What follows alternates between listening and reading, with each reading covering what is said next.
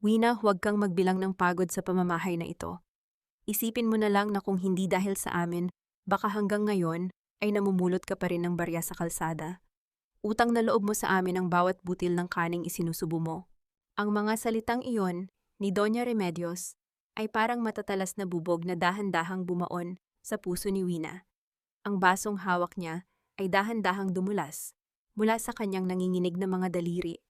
Ngunit hindi niya narinig ang pagtama nito sa sahig. Ang mas naririnig niya ay ang sariling tibok ng puso na tila unti-unting nadudurog sa bawat segundong lumilipas. Sumasakal sa kanyang lalamunan ang tuyong hangin at ang bawat hininga ay parang paglunok ng mga tinik na nagpapadugo sa kanyang kalooban. Saan ako nagkulang? Ang tanong na ito ay paulit-ulit na umuukit sa kanyang isipan habang nakatitig sa matapobreng mukha ng kanyang biyenan. 3 taon na siyang nagsisilbi, 3 taon na siyang nag-aalaga sa biyenang may sakit, at 3 taon na niyang ibinibigay ang lahat ng kanyang sahod para sa mga luho ni Isabela. Ngunit sa paningin ni Doña Remedios, mananatili siyang isang hamak na pulubi na kinahabagan lamang ng pamilya Mercado. Sa labas ng bintana, naririnig ang masiglang tugtugin ng banda para sa nalalapit na fiesta ng barangay. Ang ingay ng tawanan at kagalakan ng mga tao ay tila isang malupit na biro para kay Wina. Habang ang buong mundo ay naghahanda para sa selebrasyon, siya naman ay nakakulong sa isang mansion na tila gintong hawla, kung saan ang bawat sulok ay amoy ng mapagkunwaring kabutihan. Naramdaman ni Wina ang pamamasa ng kanyang mga mata, ngunit pilit niya itong pinigilan. Hindi siya pwedeng umiyak. Sa bahay na ito, ang luha ay itinuturing na kasalanan at ang reklamo ay tanda ng kawalan ng utang na loob. Tiningnan niya ang kanyang asawang si Cayetano na noon ay pumasok sa kusina, ngunit agad din itong umiwas ng tingin nang makita ang tensyon. Ang pananahimik ng kanyang asawa ay mas masakit pa kaysa sa sampal ng kanyang biyenan, isang malamig na pagtalikod na unti-unting pumapatay sa huling hibla ng pag-asa sa kanyang dibdib. Bakit? Ang pabulong niyang tanong sa sarili sa gitna ng katahimikan. Ganito na lang ba ang halaga ko? Isang kagamitang pwedeng gamitin at itapon kapag hindi na kailangan. Sa bawat patak ng pawis sa kanyang noo, nararamdaman ni Wina ang bigat ng isang desisyong matagal na niyang itinatago sa dilim ng kanyang pagtitiis. Wina, bakit ba ang tagal mong lumabas dyan sa kusina? Kanina pa naghihintay si Papa ng kanyang gamot. Akala mo naman kung sinong prinsesa na kailangang sunduin pa. Ang boses ni Isabela ay pumailan lang mula sa pasilyo, puno ng kawalang galang at pagmamadali. Mabilis na itinago ni Wina ang sobrang puti sa loob ng kanyang suot na apron. Naramdaman niya ang matulis na kanto ng papel na tumutusok sa kanyang balat, isang paalala ng lihim na katatuklas lang niya. Ang kanyang kamay ay nanginginig pa rin, at ang bawat tibok ng kanyang puso ay tila isang tambol na nagbababala ng panganib. Dahan-dahan siyang huminga ng malalim. Pilit na pinapakalma ang sarili bago lumabas upang harapin ang pamilyang unti-unting pumapatay sa kanya sa loob ng sarili niyang tahanan. Pumasok si Wina sa silid ni Don Faustino. Ang amoy ng alkohol, gamot, at katandaan ay bumabalot sa silid na iyon. Ang matanda ay nakahiga, ang mga mata ay nakapikit, ngunit ang bawat paghinga ay may kasamang hapo at hirap. Sa gilid ng kama, nakita ni Wina ang isang lumang jacket na nahulog sa sahig. Nang pulutin niya ito, may ilang piraso ng papel ang nalaglag mula sa bulsa. Hindi sinasadyang napatingin si Wina sa mga ito. Ang kanyang mga mata ay nanlaki nang makita ang mga resibo ng pusta sa sabong at mga utang mula sa mga hindi kilalang tao. Ang halaga ay hindi biro. Milyon-milyong piso na sapat na upang ubusin ang lahat ng natitirang yaman ng mga merkado. Dito niya napagtanto ang mas malalim na sugat. Ang pamilyang ito ay hindi lamang mapagmataas, kundi isa ring guhong pader na pilit na itinatayo ni Doña Remedios sa pamamagitan ng kasinungalingan. Anong ginagawa mo rito? Bakit mo hinahawakan ang mga gamit ni Papa? Ang boses ni Isabela ay muling umalingaw-ngaw. Sa pagkakataong ito ay puno ng paghihinala. Nakatayo ang iyemchong sa pintuan. Nakataas ang kilay habang pinagmamasdan ang bawat kilos ni Wina. Nahulog lang ang jacket ni Papa, Isabela. Pinulot ko lang. Mahinahong sagot ni Wina, kahit na ang kanyang dibdib ay tila sasabog na sa kaba. Mabilis niyang ibinalik ang mga resibo sa bulsa at inilagay ang jacket sa upuan. Whatever, make sure he takes his meds. And by the way, I need some extra cash. May bibilhin lang akong bagong shoes for the fiesta tomorrow. You have money, right? Ang lakas naman ng online business mo lately. Ang daling sabi ni Isabella na parang humihingi lang ng barya. Tumingin si Wina sa kanyang emchong. Nakita niya ang suot nitong mamahaling relo at ang mga bagong bili na shopping bags sa sala. Paanong nagagawa ng babaeng ito na magpakasasa sa luho habang ang kanilang tahanan ay nanganganib ng kuhanin ng bangko? Gustong sumigaw ni Wina, gustong itanong kung paano nito nakuha ang kanyang pirma, ngunit pinili niyang manahimik. Hindi pa ito ang tamang oras. Wala na akong extra, Isabella. Ibinayad ko na lahat sa bills natin ngayong buwan, sagot ni Wina. Ang dami mong dahilan. Napaka-stingy mo talaga kahit kailan. Kaya ka hindi gusto ni Mame, ang hilig mong magdrama. Ang iritableng tugon ni Isabella bago ito tumalikod at naglakad palayo. Ang tunog ng kanyang mga takong ay tila bawat hakbang ng pang-aapi sa pandinig ni Wina. Nang dumatay ang gabi, pumasok si Cayetano sa kanilang silid. Mukhang pagod ito ngunit may daladalang maliit na kahon ng paboritong cake ni Wina. Isang pagtatangka na maging malambing, isang huling-hiling ng kapatawaran sa kanyang pananahimik kanina sa kusina. Wina, honey, let's eat this. Pasensya ka na kay mom kanina, ha? You know how she is. Stress lang siguro dahil sa fiesta. Ang pabulong na sabi ni Cayetano habang hinahaplos ang balikat ng asawa. Hindi lumingon si Wina. Nakatingin lamang siya sa bintana, pinapanood ang bawat patak ng ulan na tila mga luhang hindi na niya kayang ilabas. Stress lang ba, Cayetano? O baka naman may hindi kayo sinasabi sa akin tungkol sa bahay na ito? Naramdaman ni Wina ang biglang pagtigil ng kamay ng kanyang asawa. Ang katahimikan ni Cayetano ay sapat ng kumpirmasyon. Ang kanyang asawa ay alam ang nangyayari, ngunit pinili nitong magbulag-bulagan upang huwag masira ang imahe ng kanilang pamilya. Ang bawat sandali ng lambing na ipinapakita nito ay tila isang lason na binalot sa asukal. Isang sandali ng masakit na paggising. Dahan-dahan niyang inalis ang kamay ni Cayetano sa kanyang balikat. Tumayo siya at lumabas ng silid, bitbit ang kanyang pait at ang sobrang nagpabago sa kanyang buhay. Sa gitna ng madilim na sala, nakita niya si Doña Remedios. Ang matanda ay nakatayo sa harap ng estatwa ng Santo Niño. Hawak nito ang isang maliit na tela at maingat na pinupunasan ang gintong korona ng estatwa. Ngunit may kakaiba sa kilos nito, parang may kung anong itinatago ito sa likod ng estatwa sa tuwing may maririnig na yabag. Ang bawat kilos ni Remedios ay puno ng kaba at lihim, tila ang estatwa ng Diyos ay ginagawa niyang taguan ng kanyang mga dumi. Mabilis na umiwas si Wina bago pa siya makita ng kanyang biyenan. Bumalik siya sa kusina at binuksan muli ang dokumentong nakuha niya mula sa bag ni Isabella. Sa pagkakataong ito, hindi lang ang pirma niya ang nakita niya. Nakita niya ang petsa ng loan mula pa noong nakaraang taon. Ibig sabihin, matagal na silang namumuhay sa isang kasinungalingan at siya ang ginagawang pain sa kanilang mga pagkakamali. Ang kanyang paningin ay nanlabo, ngunit ang kanyang puso ay naging matigas na parang bato.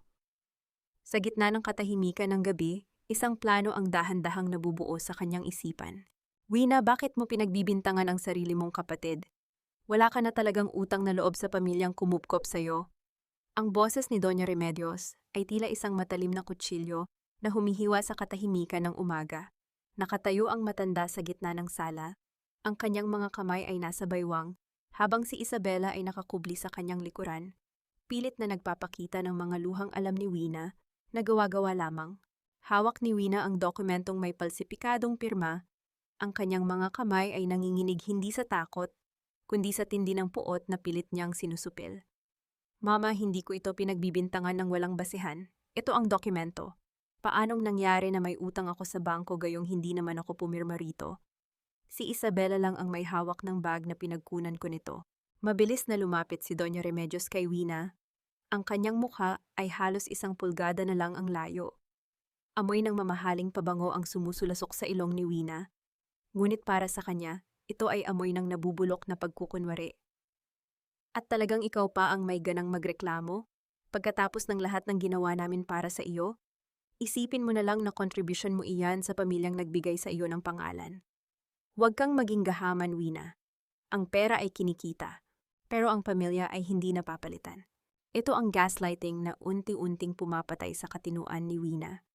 Sa bawat salita ng kanyang biyenan, pilit nitong binabaligtad ang katotohanan, pilit nitong ipinaparamdam na si Wina ang may kasalanan, dahil lamang sa paghahanap niya ng katarungan. Tumingin si Wina kay Cayetano na noon ay nakatayo sa isang sulok, nakayuko at tila mas interesado sa disenyo ng kanilang tiles kaysa sa ipagtanggol ang sariling asawa. Ang pananahimik ni Cayetano ay parang isang mabigat na pader na humaharang sa bawat hininga ni Wina. Nang dumatay ang tanghalian, pinili ni Wina na ibuhos ang kanyang emosyon sa pagluluto. 3 oras niyang pinakuluan ang nilagang baka, maingat na tinanggal ang bawat bula ng taba, at tinimplahan ito ng pagmamahal na akala niya ay sapat na para lumambot ang puso ng mga merkado. Ito ang kanyang paraan ng pagsisikap na panatilihin ang kapayapaan sa kabila ng lahat. Inihain niya ang mainit na sabaw sa lamesa, ang amoy ng sariwang gulay at malambot na karne ay bumalot sa buong silid. Ngunit bago pa man makasubo ang sinuman, kinuha ni Doña Remedios ang kanyang kutsara, tinikman ang sabaw at biglang lumiyad ang kanyang mukha sa pagkadiri. Ano ba itong niluto mo, Wina? Walang kalasa-lasa. Parang ang pagkatao mo, matabang at walang silbi. Sa isang marahas na pagkilos, kinuha ng matanda ang mangkok at ibinuhos ang lahat ng nilalaman nito sa lababo. Naririnig ni Wina ang tunog ng mainit na sabaw na dumadaloy sa drain, tila kasama nito ang lahat ng kanyang pagsisikap at pagtitiis. Hindi siya kumibo. Pinanood niya ang mga piraso ng gulay na dahan-dahang naglalaho sa butas ng sink. Isang sandali ng matinding pasakit kung saan ang bawat patak ng sabaw ay tila sarili niyang dugo na itinatapon na parang basura. Dahan-dahan niyang hinubad ang kanyang apron. Tiningnan ng biyena ng diretso sa mga mata at lumakad palabas ng kusina nang walang kahit isang salita. Saan ka pupunta? Hindi pa tayo tapos. Ang hiyaw ni Doña Remedios, ngunit hindi na lumingon si Wina. Lumabas siya ng bahay habang ang langit ay nagsisimulang magdilim.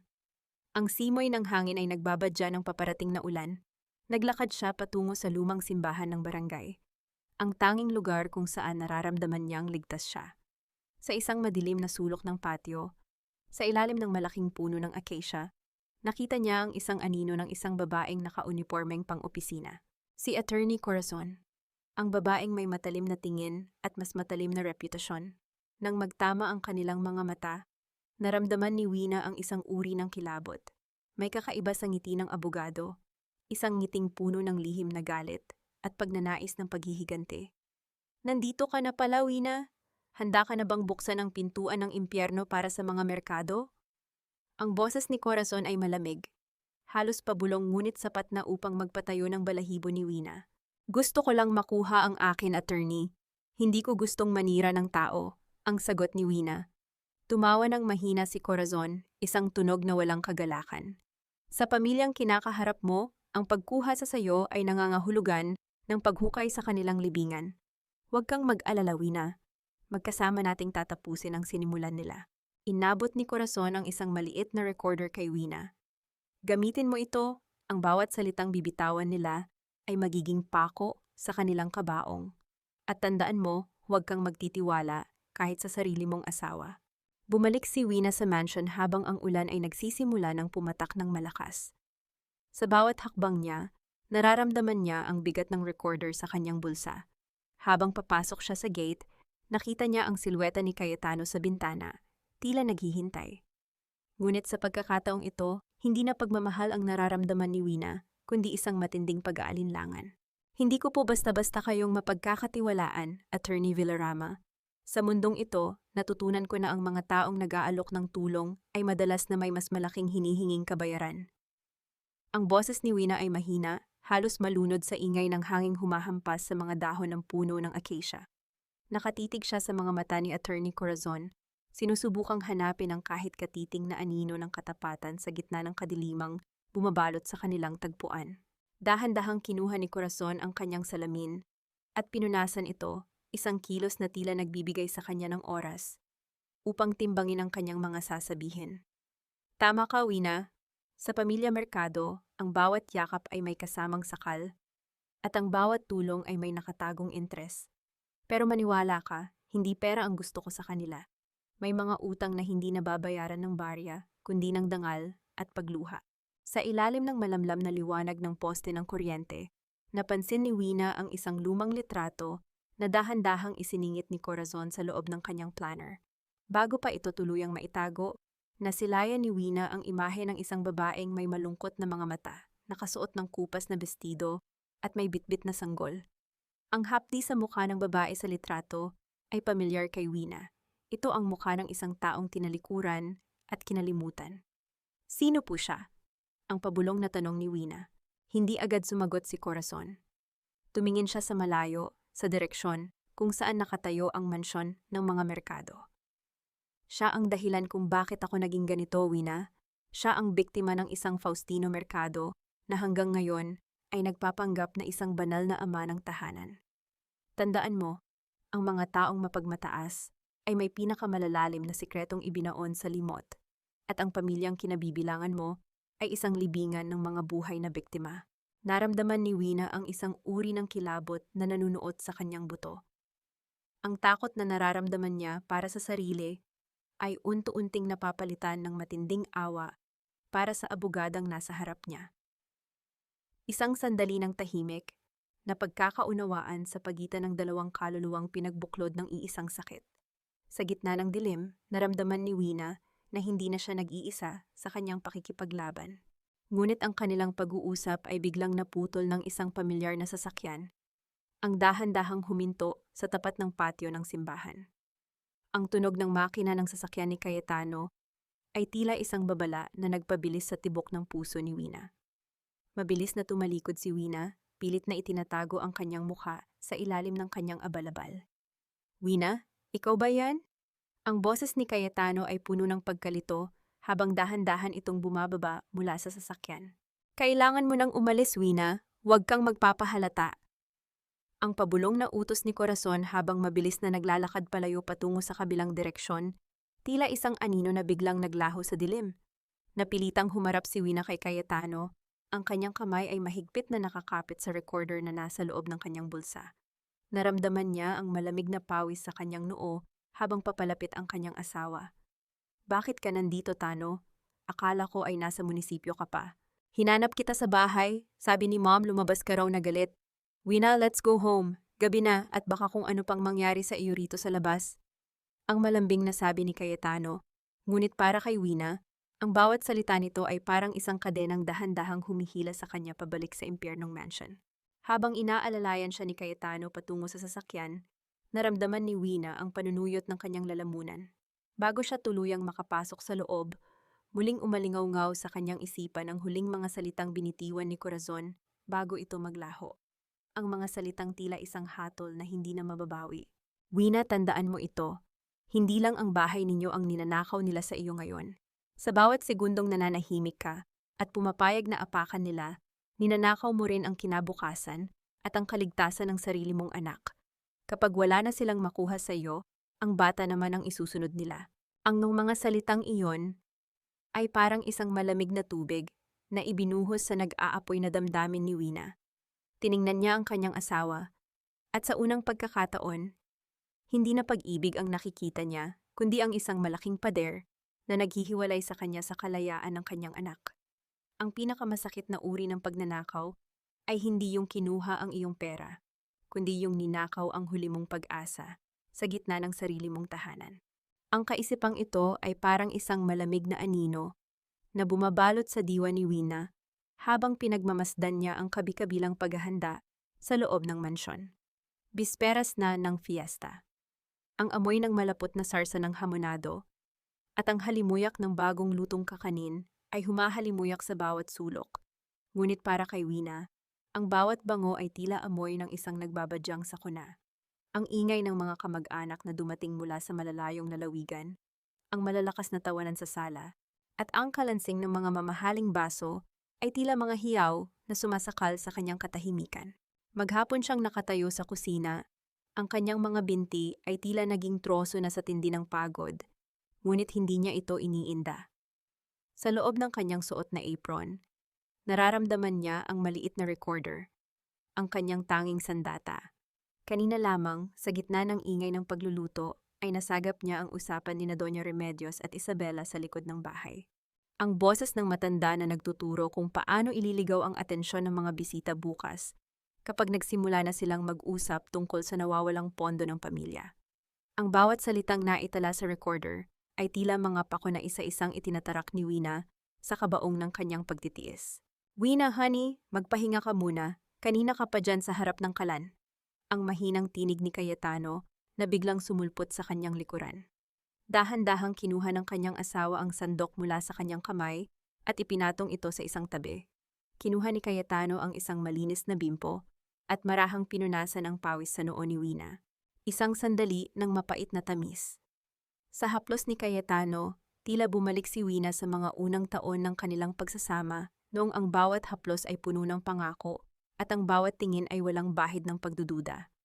Sa isang saglit, naramdaman ni Wina ang matinding pangungulila sa lumang tano. Ang lalaking minahal niya bago ito tuluyang naging anino ng kanyang ina. Gusto niyang isandal ang kanyang ulo sa balikat nito at sabihing, "Iligtas mo kami ng anak natin." Ngunit ang alaala ng palsipikadong pirma sa kanyang drawer ay tila isang pader na humaharang sa kanyang damdamin. "Salamat, Tano. Malapit na rin naman itong matapos." Ang tanging naisagot niya, pilit na iniiwas ang kanyang mga mata na nagsisimula ng mamasa. "Wina, bukas, sa fiesta, let's just try to be happy, okay?" Ayaw ni Mom ng may gulo sa harap ng mga bisita. Pagkatapos nito, kakausapin ko siya tungkol sa atin. "I promise." Ang pabulong na sabi ni Cayetano, isang pangako na narinig na ni Wina ng 100 beses, ngunit kailanman ay hindi nagkaroon ng katuparan. Nang dumatay ang malalim na gabi at ang buong mansion ay napuno na ng mahimbing na paghinga ng mga natutulog na panauhin, dahan-dahang tumayo si Wina mula sa kanyang higaan. Maingat siyang naglakad patungo sa kanyang maliit na drawer kung saan niya itinago ang asul na folder, ang koleksyon ng lahat ng ebidensyang nakalap niya. Ang mga kopya ng utang ni Don Faustino, ang bank statements na nagpapatunay ng pagnanakaw ni Isabela, at ang lihim na dokumento ng foreclosure. Naramdaman niya ang bilis ng pintig ng kanyang puso habang hinahawakan ng drawer. Ngunit nang hilahin niya ito, ang tanging bumungad sa kanya ay ang kawalan. Ang drawer ay bakante. Walang asul na folder. Walang mga dokumento. Wala ang mga papel na magsisilbisa ng tiket niya patungo sa kalayaan. Ang bawat hibla ng kanyang kalamnan ay tila naging yelo sa tindi ng gulat. Mabilis niyang hinalughog ang buong ilalim ng drawer, ang ilalim ng kama, maging ang loob ng kanyang mga damit. Ngunit wala doon ang folder. Ang katahimikan ng silid ay tila naging isang malakas na tawa na kumukutya sa kanyang kapabayaan. Sa gitna ng kanyang pagpapanik, napatingin siya sa bahagyang bukas na pinto ng kanilang silid. Doon sa madilim na pasilyo, nasilayan niya ang isang silweta ng isang taong nakatayo at tila kanina pa nanonood sa kanyang bawat kilos. Ang liwanag ng buwan na dumadaan sa bintana ay tumama sa isang pamilyar na singsing na suot ng taong iyon, isang singsing na pag-aari ng kanyang biyenan. "Naghahanap ka ba ng kung ano, Wina?" Ang boses ni Doña Remedios ay pumailan lang sa kadiliman, malamig at puno ng tagumpay, na tila isang hatol na nagtapos sa lahat ng kanyang pinaghirapan. Kabanata 6, ang pagkakaladkad sa putikan. "Lumuhod ka, Wina. Lumuhod ka at humingi ng tawad sa harap ng banal na bata para sa lahat ng pagnanakaw na ginawa mo sa pamilyang nagpakain sa iyo." Ang boses ni Doña Remedios ay pumailan lang sa gitna ng mataong sala, mas malakas pa sa tugtog ng banda na dumadaan sa tapat ng mansyon. Ang kalansing ng mga mamahaling baso at ang tawanan ng mga bisita ay biglang naputol. Ang lahat ng mata, mula sa mga iginagalang na opisyal ng barangay hanggang sa mga usisero sa labas ng bakod, ay nakatuon na ngayon kay Wina. Ramdam ni Wina ang pamamanhid ng kanyang mga binti. Ang bawat salita ng kanyang biyenan ay parang isang hagupit na hindi lamang sa balat tumatama, kundi sa pinakamalalim na bahagi ng kanyang dangal. Nagniningning ang mga banderita sa labas, makulay at masaya, ngunit sa loob ng mansyon, ang amoy ng lechon at mga putahe ay biglang naging nakasusuka para kay Wina. Nakatayo sa kanyang harapan si Doña Remedios, hawak ang isang bakanting kahon ng alahas na tila ba ito ang pinakamabigat na ebidensya ng kanyang pagkakasala. Sa gilid, nakita ni Wina si Aling Petra, ang tsismosang kapitbahay, na mabilis na itinaas ang kanyang cellphone. Ang maliit na pulang ilaw sa screen nito ay nagbabadyang naka-livestream na ang bawat patak ng luha at bawat sandali ng kanyang kahihiyan sa buong mundo. "Wala po akong kinuha, Mama. Alam niyo po iyan, ang folder, ang mga dokumento sa drawer ko, nasaan na po?" Ang pabulong na pagsusumamo ni Wina, ang kanyang boses ay nanginginig sa tindi ng takot at pagkalito. Ngunit ang tanging isinagot ni Doña Remedios ay isang mapait na tawa na puno ng pangungutya. Anong dokumento? Nagagawa mo pang mag-imbento ng kwento para pagtakpan ang pagiging kriminal mo? Huwag mong dungisan ang pangalan ng mga merkado sa harap ng aming mga bisita. Sa isang marahas na pagkilos, itinulak ni Remedios ang balikat ni Wina patungo sa direksyon ng estatwa ng Santo Niño na nakalagay sa gitna ng silid. Lumuhod ka, humingi ka ng tawad sa Diyos dahil pati ang debosyon namin ay kinalimutan mo dahil sa kasakiman mo. Dahan-dahang bumigay ang mga tuhod ni Wina. Ang tunog ng kanyang mga tuhod nang tumama ang mga ito sa matigas at malamig na marmol na sahig ay tila ang tunog ng pagguho ng huli niyang depensa. Ito ang kanyang heart-piercing moment, ang sandali kung saan ang isang matalinong babae ay pinilit na maging isang hamak na biktima sa gitna ng selebrasyon. Nakayuko siya, ang kanyang buhok ay tumatabing sa kanyang mukha, habang nararamdaman niya ang titig ng mapanghusgang madla. Tingnan ninyo mga kabarangay, ito ang babaeng pinagkatiwalaan namin. Ang hiyaw ni Aling Petra habang itinutok ang kamera sa mukha ni Wina. Ang bait-bait tignan pero ahas pala sa loob ng bahay. Live na live po tayo, panoorin niyo kung paano mapahiya ang magnanakaw. Sa gitna ng kanyang pagkasadlak, narinig ni Wina ang mga yabag ng sapatos na papalapit sa kanya. Ang pamilyar na amoy ng pabango ni Cayetano ay nagbigay sa kanya ng isang maliit na kislap ng pag-asa. Inisip niya na sa wakas, itatayo na siya ng kanyang asawa. Inisip niya na sasabihin nito sa lahat na hindi siya magnanakaw. Dahan-dahang iniangat ni Wina ang kanyang paningin, ang kanyang mga mata ay nagsusumamo ng kaligtasan. Lumapit si Cayetano. Nakita ni Wina ang panginginig ng mga kamay nito at ang pawis sa noo ng kanyang asawa. Ngunit sa halip na hawakan ang kanyang kamay upang itayo siya, yumuko lamang si Cayetano sa kanyang tabi. Ang boses nito ay mahina, halos walang buhay, at puno ng duwag na pagsuko. Winay, please, mag-sorry ka na lang kay Mom. Kahit hindi mo ginawa, aminin mo na lang para matapos na itong kahihiyan na ito. Just say sorry, Wina, para makaalis na ang mga tao, para matahimik na tayo. Ang pabulong na sabi ni Cayetano. Ang pamayo, ang mga salitang iyon, ay mas masakit pa kaysa sa lahat ng mura ni Doña Remedios. Ito ang sukdulan ng pagtataksil. Ang marinig mula sa taong nangakong magmamahal sa iyo na mas mahalaga ang tahimik na imahe kaysa sa iyong katotohanan. Naramdaman ni Wina ang paglamig ng kanyang buong pagkatao. Ang kanyang pag-ibig kay Cayetano ay tila isang kandilang biglang hinipan ng malakas na hangin. Naiwan lamang ang maitim na usok ng pait. Sa gitna ng kanyang pagluhod, dahan-dahang inangat ni Wina ang kanyang ulo. Ang estatwa ng Santo Niño ay nasa harap niya, ang gintong korona nito ay kumikinang sa ilalim ng mga ilaw ng sala. Ngunit sa pagkakataong ito, hindi siya humihingi ng tawad. Sa kabila ng livestream, sa kabila ng panlalait ng mga bisita, at sa kabila ng kaduwagan ng kanyang asawa, naramdaman ni Wina ang isang bagong uri ng apoy sa kanyang dibdib. Ang kanyang 5 taong gulang na anak ay biglang lumapit sa kanya mula sa gilid ng hagdanan. Ang bata ay umiiyak. Ang munting mukha nito ay basang-basa ng luha habang nakatingin sa kanyang inang nakaluhod. Mama, why are you on the floor? Grandma, bakit po umiiyak si Mama? Lumapit si Doña Remedios sa bata upang ito ay ilayo. Ngunit ang sumunod na binitawang salita ng munting tinig ay nagpatahimik sa buong mansyon. Mas matindi pa kaysa sa anumang sigaw ng galit. Huwag mong hahawakan ang anak ko, Remedios. Tapos na ang pananakot mo sa amin. Ang boses ni Wina ay hindi na pabulong. Hindi na ito ang tinig ng isang sugatang asawa na nagmamakaawa para sa kaunting awa. Ito ay ang ungal ng isang ina na handang itaya ang lahat para sa kanyang anak. Sa gitna ng sala, habang nakatutok pa rin ang kamera ni Aling Petra, dahan-dahang tumayo si Wina mula sa kanyang pagkakayuko. Ang bawat hibla ng kanyang kalamnan ay tila binuhay ng apoy ng determinasyon. Mama, don't cry na. Ang muling hikbi ni Bunsoy habang kumakapit sa binti ng kanyang ina. Nakita ko po si Lola kagabi. Sabi niya, secret lang daw po namin yon. Inilagay niya yung mga papers ni Mama sa likod ng Santo Niño. Sabi ni Lola, lalaruin daw po namin yon pagkatapos ng fiesta.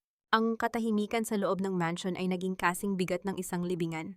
Ang mga bisitang kanina lamang ay nagbubulungan ng panlalait, ay tila napako sa kanilang kinatatayuan.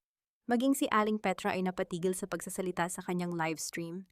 Ang kanyang camera ay nakatutok na ngayon sa putlang-putlang muka ni Doña Remedios. Ang matanda ay tila isang estatwa ng yelo, ang kanyang mga mata ay nanlalaki sa gulat, at ang kanyang mga labi ay nanginginig sa hindi maipaliwanag na takot. Nagsisinungaling ang batang yan. Wina, tinuruan mo ang anak mo na magsinungaling para pagtakpan ang dumi mo. Ang hiyaw ni Doña Remedios, ang kanyang boses ay pumiyok sa tindi ng kaba.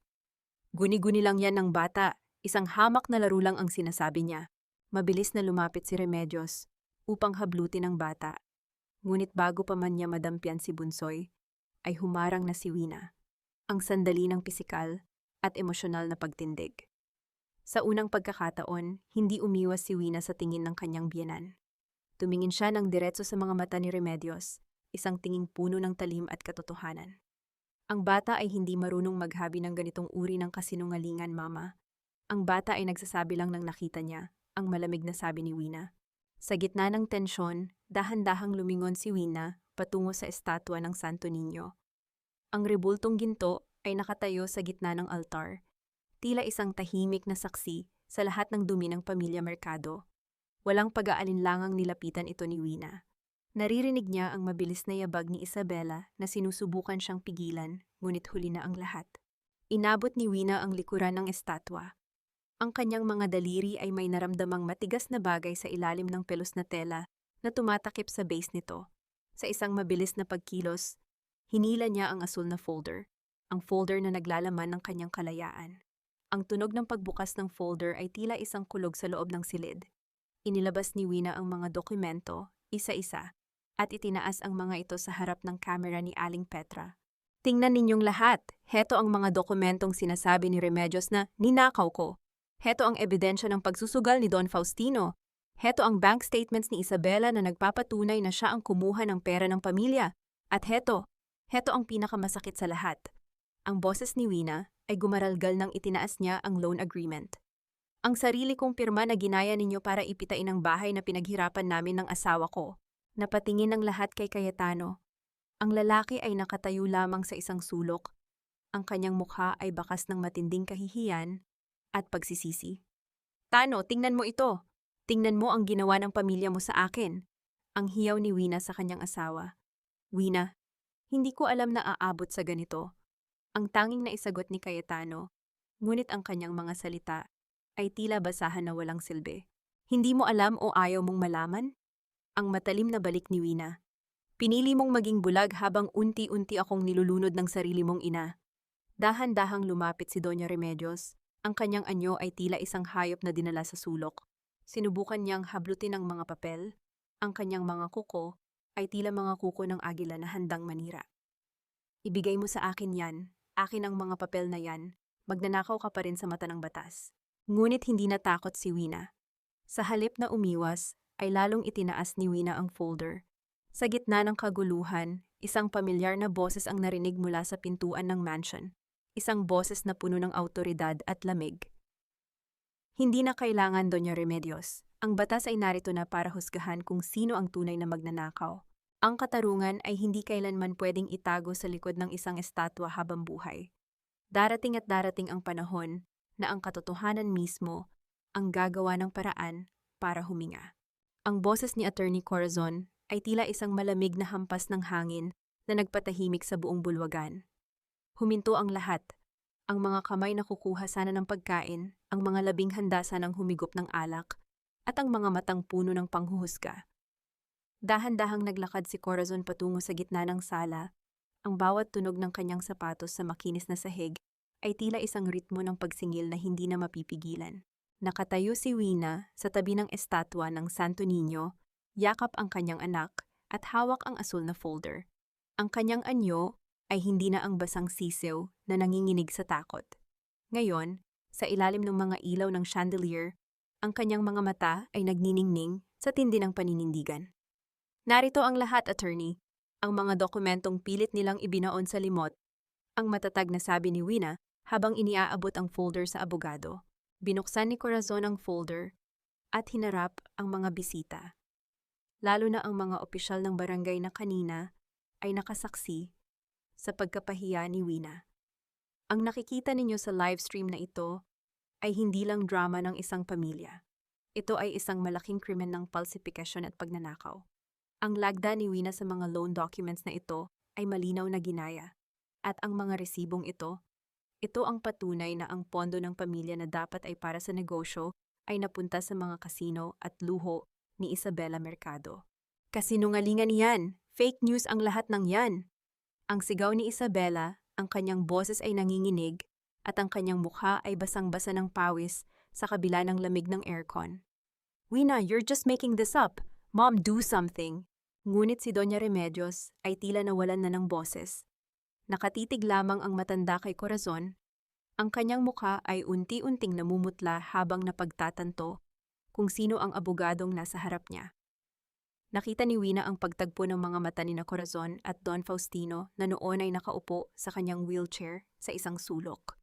Ang tingin ni Corazon ay puno ng pait at matagal na itinatagong galit. Sa sandaling iyon, naramdaman ni Wina na ang laban na ito ay higit pa sa kanyang bahay. Ito ay isang pagtutuos ng nakaraan. Inilabas niya ang kanyang cellphone at ikinonekta ito sa smart television na nasa sala. Hindi lang papel ang hawak ko, Mama, dahil alam kong gagawin ninyo ito. Naglagay ako ng maliit na camera sa loob ng altar noong 1 linggo. Gusto niyo bang makita kung paano ninyo pinag-uusapan ang pag-frame up sa akin habang nagdarasal kayo sa harap ng Santo Niño? Ang video na lumabas sa screen ay tila isang sampal sa lahat ng naroroon. Malinaw na narinig ang boses ni Remedios na nagsasabing, "Hayaan mo na si Wina ang mabulok sa kulungan, Isabela. Basta makuha natin ang pera, madali na siyang itapon." Ang mga bisita ay nagsimulang mag-ingay. Ang pagkamangha ay napalitan ng matinding galit sa pamilya Mercado. Ang mga taong kanina ay tumatawa kay Wina ay ngayon ay nakatingin ng may pagkadiri sa mag-inang Remedios at Isabela. Ang toreng ginto ng mga Mercado, ang kanilang dangal, ang kanilang yaman, at ang kanilang kapangyarihan, ay dahan-dahang gumuho sa harap ng madla. Napaluhod si Isabela sa tindi ng kaba, habang si Doña Remedios ay pilit na kumakapit sa sandalan ng silya, tila hihimatayin sa tindi ng kahihiyan. Tumingin si Wina kay Cayetano. Ang kanyang asawa ay nakatayo sa gitna ng sala, nakayuko at hindi magawang iangat ang kanyang ulo. Ang kanyang pananahimik ay ang pinakamalakas na sigaw ng kanyang pagkatalo. "Wina, patawarin mo ako," ang pabulong na sabi ni Cayetano, ngunit hindi na siya nilingon ng asawa. Sa labas ng mansion, narinig ang malakas na tunog ng mga sasakyan na mabilis na huminto sa tapat ng gate. Ang humaharurot na tunog ng mga makina at ang pagbukas ng mga pinto ng sasakyan ay nagpatahimik sa lahat. Nakita ni Wina ang mga anino ng mga lalaking nakauniporme na mabilis na naglalakad patungo sa loob ng kanilang tahanan. Ang pintuan ng mansion ay bumukas ng malakas. Pumasok ang ilang mga pulis, bitbit ang mga warrant of arrest na matagal nang inihanda ni Attorney Corazon sa dilim. "Doña Remedios Mercado, Isabela Mercado, isama ninyo sila sa istasyon," ang utos ng opisyal na pumailan lang sa gitna ng selebrasyon ng fiesta. Ang tagumpay ay may kasamang pait, lalo na kung ang pundasyon ng iyong ipinaglaban ay ang mga abo ng pamilyang minsan mong minahal. Sa gitna ng mansion na dati ay puno ng marangyang pangarap, tanging ang malamig na liwanag ng mga sasakyan ng pulis ang nagbibigay ng kulay sa mga dingding.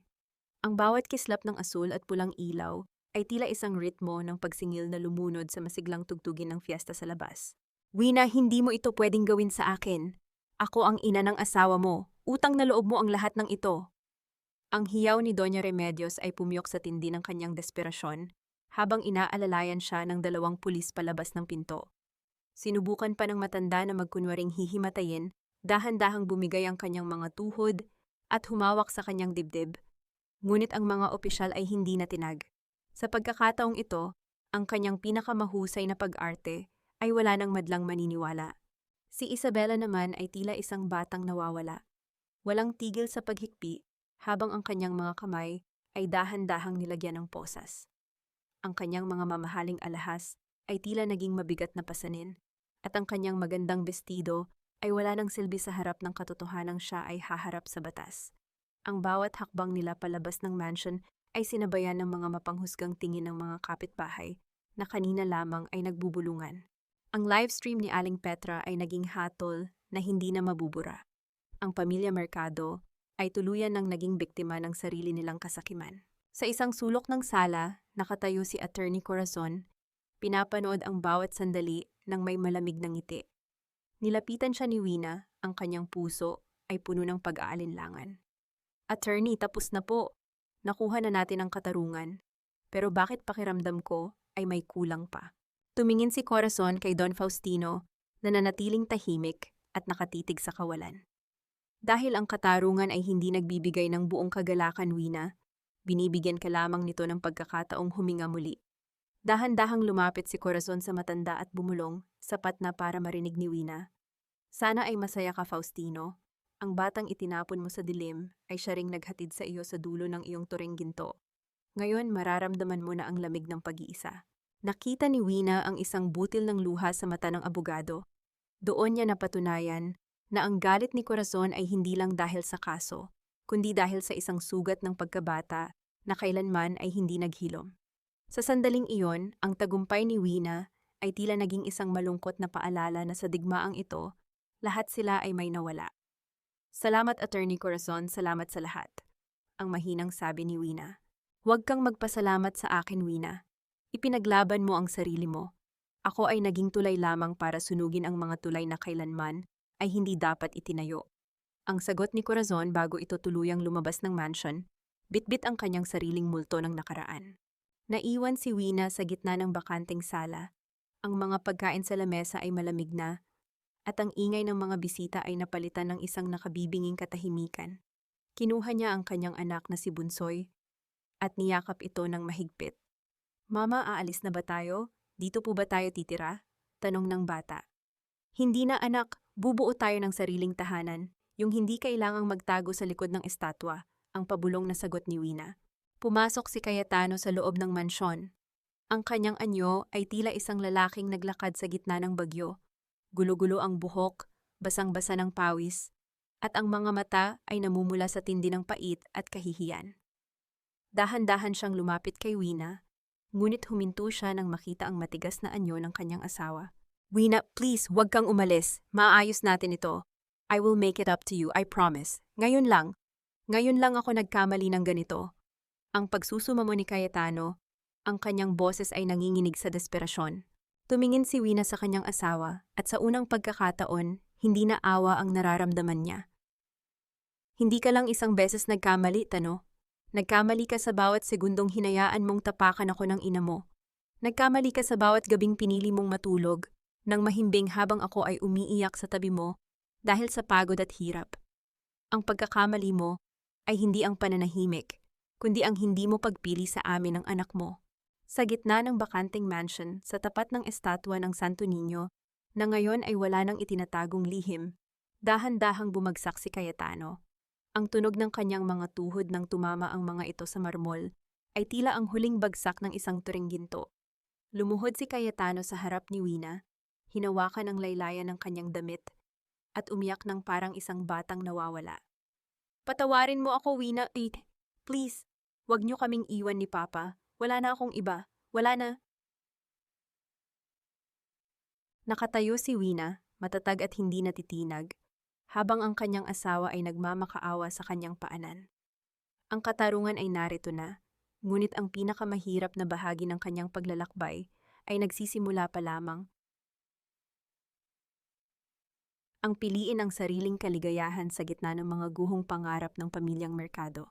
Ang bawat gamit na inilalagay ni Wina sa loob ng kanyang lumang maleta ay may bitbit na kwento ng 3 taong pananahimik. Isang kupas na blusa na isinuot niya noong unang gabi ng kanyang pag-aalaga kay Don Faustino.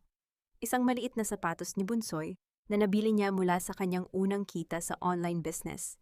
Habang dahan-dahang itinitiklop ni Wina ang kanyang mga damit, nararamdaman niya ang kakaibang gaan sa kanyang mga kamay. Ang bawat tupi ay tila pag-aayos ng sarili niyang buhay na matagal na panahong nagulo at nagusot sa ilalim ng kapangyarihan ng mga Mercado. Ang mansion ay balot ng isang nakabibinging katahimikan. Wala na ang malalakas na boses ni Doña Remedios, wala na ang maingay na hakbang ni Isabela, at wala na ang tunog ng mga mamahaling basong nagkakasalpukan. Ang tanging naririnig ni Wina ay ang sariling hininga at ang mahinang paghilik ni Bunsoy na mahimbing nang natutulog sa gilid ng kama, pagod mula sa matinding emosyon ng nagdaang fiesta. Wina, please, kahit para na lang kay Papa, sino ang mag-aalaga sa kanya kung aalis ka? Ang boses ni Cayetano ay narinig mula sa pintuan. Nakatayo ang kanyang asawa doon. Ang anyo ay tila isang anino ng dating lalaking pinangakuan siya ng langit at lupa. Ang bawat salita nito ay punong-puno ng pag-asa na baka maantig pa ang puso ni Wina ng konsepto ng tungkulin. Dahan-dahang tumigil si Wina sa kanyang pag-iimpake. Hindi siya lumingon, ngunit ang kanyang boses ay naging matatag, malamig, at puno ng katarungan. Ang tungkulin ay para sa mga taong marunong magpahalaga, Tano. 3 taon kong ibinigay ang buhay ko para sa papa mo, pero nasaan ka noong ibinibenta na ng kapatid mo ang bubong na tinitirhan namin? Nasaan ka noong pinapahiya ako ng ina mo sa harap ng buong barangay? Magbabago na ako, Wina, I promise. I will find a way para makuha ulit ang bahay. Just give me one more chance. Ang pagsusumamo ni Cayetano, dahan-dahang lumalapit sa asawa. Humarap si Wina sa kanya, ang mga mata ay walang bakas ng galit, kundi isang malalim na pagod. Hindi sapat ang sorry sa pusong pinatay mo na, Tano. Ang pagkakataong hinihingi mo ay matagal ko nang ibinigay. Sa bawat gabing pinatawad kita kahit hindi ka humihingi ng paumanhin. Pero ngayon, tapos na ang kota mo. Pinipili ko naman ang sarili ko. Pinipili ko ang anak ko. Lumakad si Wina patungo sa bintana at tiningnan ang papalubog na araw sa abot-tanaw. Ang kulay kahel at lila ng langit ay tila isang pagbati ng kalayaan. Sa unang pagkakataon sa loob ng maraming taon, ang dapit hapon ay hindi nagdala ng takot sa kanyang dibdib. Hindi na niya kailangang manginig sa isiping parating na ang kanyang biyanan. Hindi na niya kailanman muling mararamdaman ang bigat ng isang pamilyang itinuring siyang kasangkapan lamang. Bit-bit ang kanyang maleta at karga ang natutulog na si Bunsoy. Dahan-dahang bumaba si Wina sa malaking hagdanan ng mansyon. Ang bawat hakbang niya ay tila pag-iwan sa isang madilim na kabanata.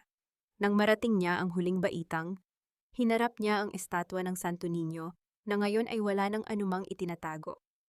Isang maikling dasal ang binitawan ni Wina, isang dasal ng pasasalamat, hindi dahil sa yaman, kundi dahil sa lakas na nahanap niya sa gitna ng dusa.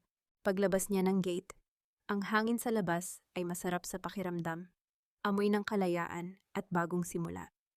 Ngunit sa dulo ng madilim na kalsada, isang pamilyar na sasakyan, ang dahan-dahang huminto sa kanyang tapat.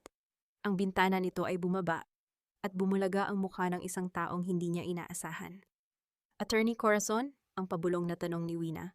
Hindi ako narito bilang abogado mo, Wina. Ang sabi ni Corazon. Ang kanyang boses ay may kakaibang lambot na ngayon lang narinig ng dalaga. Narito ako dahil may iniwan ng tatay mo sa akin bago siya pumanaw. Isang maliit na lupa at isang bahay sa kabilang bayan na nakapangalan sa iyo. Sabi niya, ibigay ko raw ito sa iyo kapag natutunan mo nang tumayo sa sarili mong mga paa. Naramdaman ni Wina ang pamamasa ng kanyang mga mata. Sa gitna ng kanyang pag-iisa, ang kanyang yumaong ama pala ang magbibigay sa kanya ng huling tulong na kailanman ay hindi niya inasahan. Ang kalsadang tatahakin niya ay hindi na madilim. May liwanag na naghihintay sa dulo ng bawat hakbang. Ang katahimikan pala, kapag nanggaling sa kalayaan, ay hindi nakakabingi kundi isang banayad na himig na nagpapahinto sa bagyo ng nakaraan. Ang kaisipang ito ang bumati kay Wina sa kanyang unang umaga sa maliit na bahay na pamana ng kanyang ama. Hindi ito kasing laki ng mansyon ng mga merkado.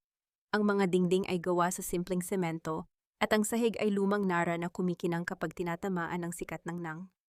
Ngunit para kay Wina, ang bawat sulok ng bahay na ito ay amoy ng katotohanan. Wala siyang naririnig na sigaw ni Doña Remedios mula sa kusina at wala ring mabibigat na yabag ni Isabela na naghahanap ng paglilingkuran. Ang tanging tunog na bumabalot sa paligid ay ang mahinang huni ng mga ibon sa labas. At ang payapang paghinga ni Bunsoy na mahimbing pang natutulog sa tabi niya. Sa mga unang linggo, hindi naging madali ang lahat. May mga gabi na nagigising si Wina nang dahil sa kaba, ang kanyang puso ay mabilis na tumitibok habang iniisip na baka may nakalimutan siyang ihandang gamot o baka may nagawa siyang pagkakamali na ikagagalit ng biyanan. Ngunit sa bawat pagkakataong iyon, dahan-dahan niyang idinidilat ang kanyang mga mata at tinitignan ang simpleng kisame ng kanyang bagong tahanan.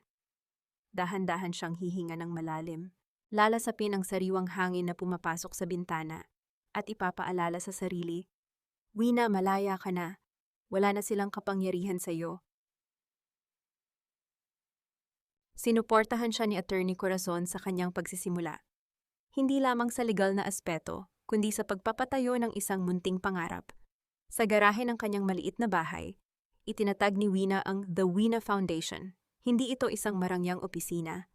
Ang tanging kagamitan niya ay ang kanyang laptop, isang lamesa, at ilang mga silya para sa mga kababaihan sa kanilang barangay na dumaranas din ng pang-aabuso at manipulasyon sa loob ng sarili nilang mga tahanan. Doon, ginagamit ni Wina ang kanyang talino sa accounting upang turuan ang mga kababaihan na magkaroon ng sariling kabuhayan at protektahan ang kanilang sariling pera. Isang sandali ng ganap na kapayapaan. Isang gabi, matapos ang isang mahabang araw ng pagtulong sa iba, nahiga si Wina sa kanyang kama. Ang bawat hibla ng kanyang kalamnan ay tila lumulutang sa tindi ng ginhawa. Pinatay niya ang ilaw at hinayaan ang dilim na yumakap sa kanya. Sa unang pagkakataon sa loob ng 3 taon, natulog si Wina ng walang takot. Wala nang biglang pagbukas ng pinto, wala nang pabulong na panlalait, at wala nang bigat sa dibdib. Ang kanyang huling isipan bago tuluyang mahimbing ay ang kaisipang sa wakas. Ang kanyang panaginip ay kasing payapa na ng kanyang realidad. Ngunit sa gitna ng kanyang pagbuo ng bagong buhay, hindi pa rin tuluyang nawawala ang mga anino ng nakaraan. Isang hapon, habang nag-aayos si Wina ng mga file sa kanyang munting opisina, isang postman ang huminto sa kanyang gate.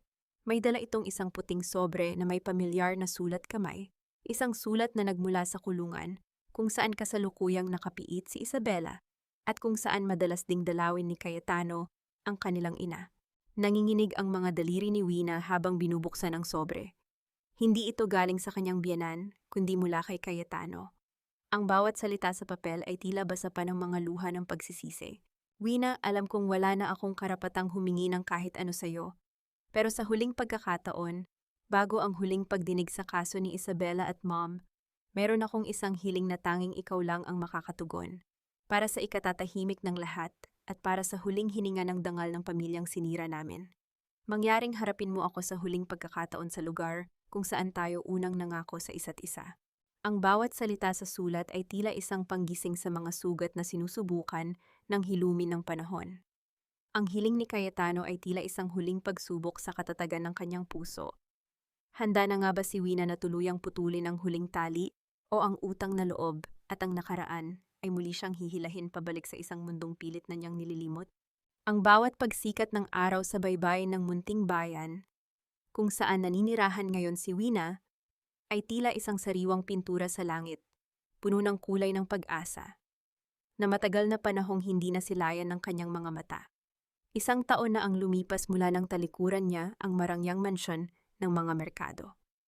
Sa halip ng mga pader na ginto at malamig na marmol, ang paligid niya ngayon ay puno ng luntiang mga puno ng niyog at ang amoy ng dagat na tila humahaplos sa kanyang mga alaala.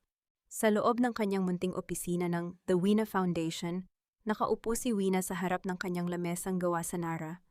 Hawak niya ang isang panulat, tinititigan ang huling pahina ng mga dokumentong magpapawalang bisa sa kanyang ugnayan sa nakaraan. Ang annulment papers ay nakalatag, naghihintay na lamang ng kanyang huling lagda. Dahan-dahang bumukas ang pinto ng kanyang gate. Ang tunog ng pag-ikot ng bisagra ay nagpalingon sa kanya. Si Cayetano, hindi na ito ang lalaking may mapagmataas na tindig at suot na mamahaling barong.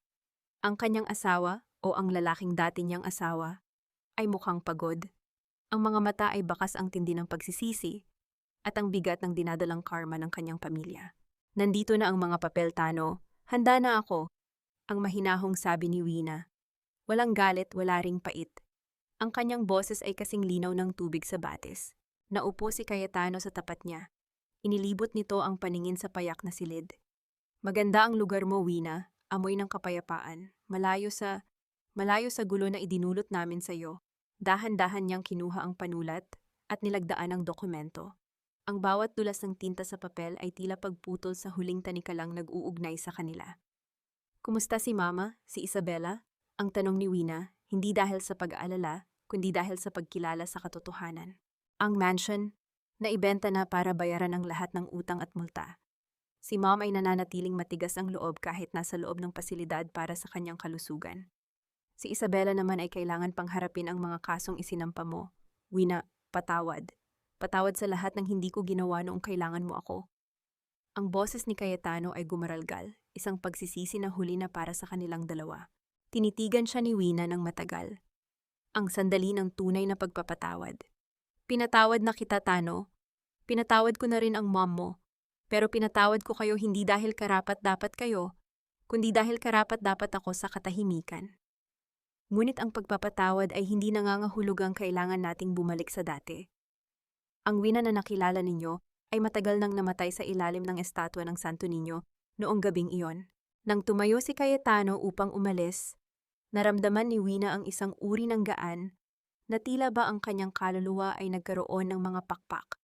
Pinanood niya ang paglakad ni Cayetano palayo, hanggang sa maglaho ang silweta nito sa dulo ng kalsada. Wala nang utang na loob, wala nang pananagutan. Ang tanging naiwan ay ang kanyang sariling pangalan, Wina Salazar. Lumapit si Bunsoy sa kanya, may dalang isang munting bulaklak mula sa hardin. "Mama, look, it's beautiful like you." Niyakap ni Wina ang kanyang anak ng mahigpit. Ang init ng katawan ng bata ay ang tanging kayamanan na kailangan niya. Sa sulok ng kanyang sala, ang estatwa ng Santo Niño ay nakatayo pa rin. Ngunit sa pagkakataong ito, wala na itong itinatagong dumi. Wala na itong itinatagong mga lihim. Ang gintong korona nito ay sumasalamin sa sikat ng araw, tila isang paalala na ang tunay na pananampalataya ay hindi matatagpuan sa pagluhod sa harap ng imahe, kundi sa pagtayo para sa sariling dangal. Napagtanto ni Wina na ang kaligayahan ay hindi isang destinasyon na mararating, kundi isang desisyon na gagawin mo araw-araw. Ang kapayapaan ay hindi ang kawalan ng ingay, kundi ang kakayahang manatiling buo sa gitna ng anumang unos.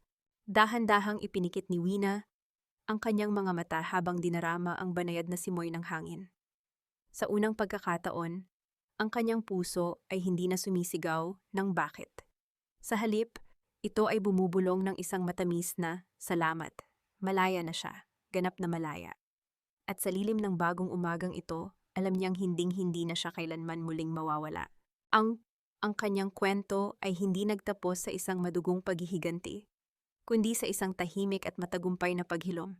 Dahil sa huli, ang pinakamakapangyarihang ganti sa mga taong sumira sa iyo ay ang ipakita sa kanila na kaya mong mabuhay ng masaya, ng masagana at ng buo mula sa sarili mong mga kamay. Mula sa sarili.